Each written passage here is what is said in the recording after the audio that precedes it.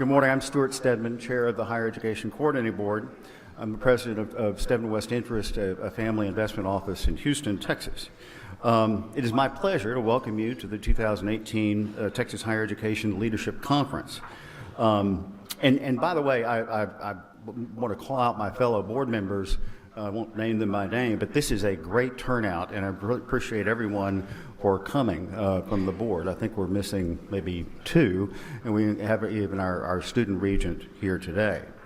I know you have other responsibilities beyond your service to the state as regent, trustee, or educational leader, and I want to thank you for your commitment and for your leadership and support in helping our students, communities, and the state. We are indebted to you for your commitment, leadership, and many other contributions. This morning, we are assuming that many of you are new to this position. Those of you who have been in your position for some time, we hope that what we cover here today will be of interest to you and will give an opportunity to ask questions that will lead us into a more interactive discussion. In fact, I know, even if you have been here before, that you're going to really get something out of it. I get something out of it. This is my third conference every time I come. In fact, I've come up with the 5 stages of higher education. Well, it's not grief, but it's higher education issues. The first stage is you're drinking out of a fire hose. The second stage is you're starting to learn the language of higher education. You know, those acronyms and all that stuff. Third stage, you start to identify issues. Okay, so you say, okay, well, that's an issue. That's, dual credit, transferability, whatever the issue is. The fourth stage is you actually start to prioritize those issues, kind of figure out which one is really important. And the fifth stage is you realize, wow, I thought I knew a lot, but I really don't. This is a really deep subject. So anyway, anybody that's coming here again for the second time, I know you'll get something out of it. To give you an historical perspective, in the early 1990s, the Texas legislature decided the coordinating board should provide training opportunities for newly appointed university regents and extended this to newly elected two-year college trustees in 2011. Through the years, we've learned the benefits of extending invitations to other higher education leaders as well. That way, we can all get together once a year to discuss our common goals and enhance our knowledge and understanding of key education issues. Today, we want to be sure that you are aware of the state's rules, regulations, and statutes that apply to your service on the board. That's really important, and you'll learn some practical aspects of that beyond just the online course you had to take. We want to be sure you're aware of the state higher education accountability system and how you can use it to find data and other information to assist you. Finally, we want to be sure you're aware of the long-range higher strategic plan for the state, 60 by 30 Texas. The overarching goal of the plan is to have at least 60% of Texans ages 25 to 34 earn a certificate or degree by 2030. Hence the name. Well, I'm not sure what the name is. It's 60 by 30 and then a T and an X. So the way Mary wrote it in my notes here is 60 by 30 TX. Some people say 60 by 30 Tex. That's kind of my preference. And some people say 60 by 30 Texas. For whatever the name, it's our strategic plan, and you need to get that firmly in your mind.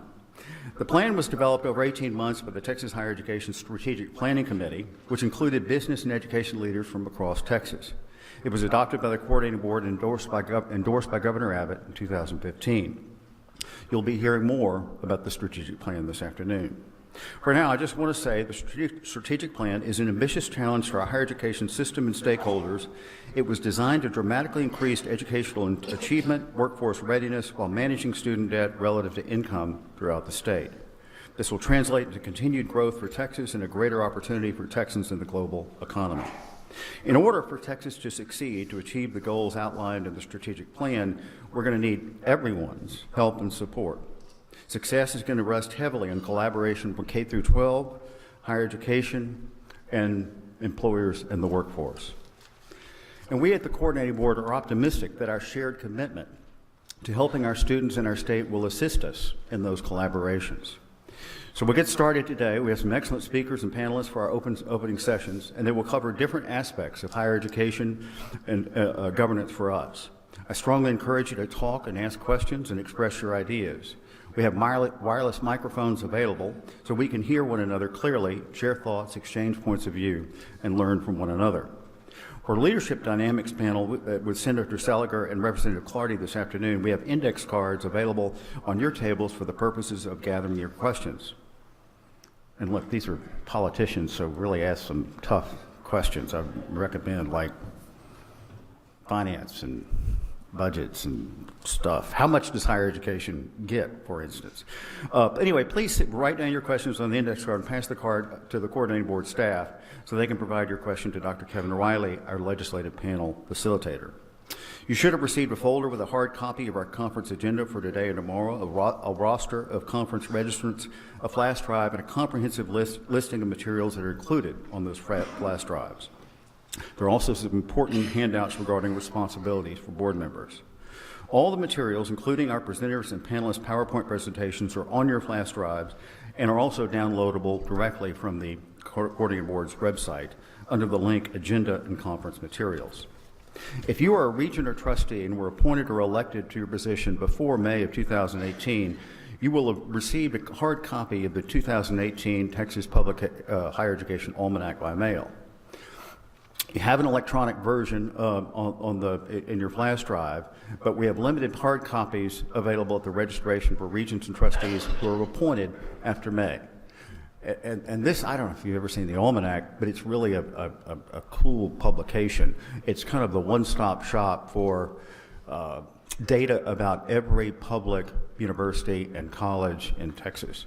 Anyway, it's a great resource. I carry it around with my coordinating board folder. Let's see, an easily readable version of the Almanac is also available on the Coordinating Board 60 by 30 Texas website. You'll hear more about that website this afternoon in the accountability section.